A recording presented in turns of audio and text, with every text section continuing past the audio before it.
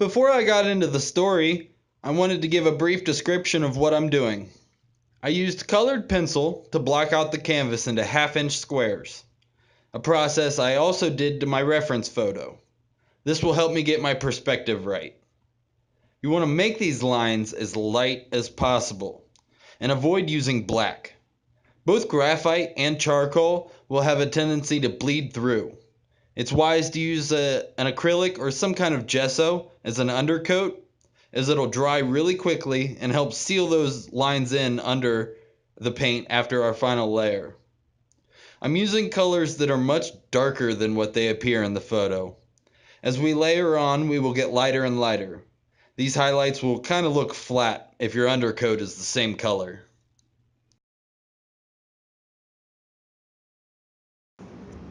It was the fall after my 11th birthday. I was waiting for Mom to return home from spending Thanksgiving with her brother. I was so excited. She told me she was bringing me something. She called to me to join her in the living room as she walked through the door. As quickly as I could, I jumped up and ran. As I reached the living room, I saw a small pile of fur lying on the floor. I didn't believe it at first, but there she was, tired from her long journey. "You got me a dog," I exclaimed, as my knees hit the floor to pet her. My mom told me that they had found her on the side of the road. She was so small, barely big enough to fill a cupped hand. Most likely the run of the litter. The vet said she wasn't but a few weeks old, and it appeared as though she had been abused, possibly as she was tossed aside. She now laid her head in my hand as I petted her in her sleep. After a little nap, she awoke, and I took her outside. I feel like she knew she was home, light gleaming from her eyes as she looked around. After a bit of looking, she took off running, back and forth, around in circles. I can remember doing my best to keep up, but for a puppy, she was fast.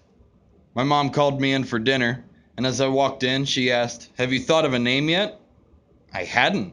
So excited I had forgotten to name her.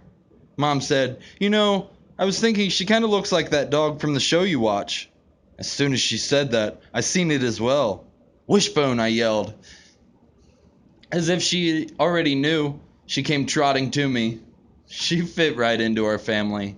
Days passed, then weeks. Each day we grew closer and closer together. Her favorite thing to do was run in the fields. We grew wheat on our farm, and I can remember sitting on the porch watching her head as it bobbed up and down, in and out of the wheat tips, ears flopping, mouth wide open as she ran. I could see and feel how happy she was. She was always excited to see us. Anytime anyone would come home, you'd hear that thud as she jumped to her feet, and the thwop, thwop, thwop as she ran to the door, whining if it took too long for them to come in. We lived a half a mile away from the road, and my bus would drop me off at the end of the lane every day. As I walked that lane, Wishbone would be in the bay window jumping with excitement of my arrival.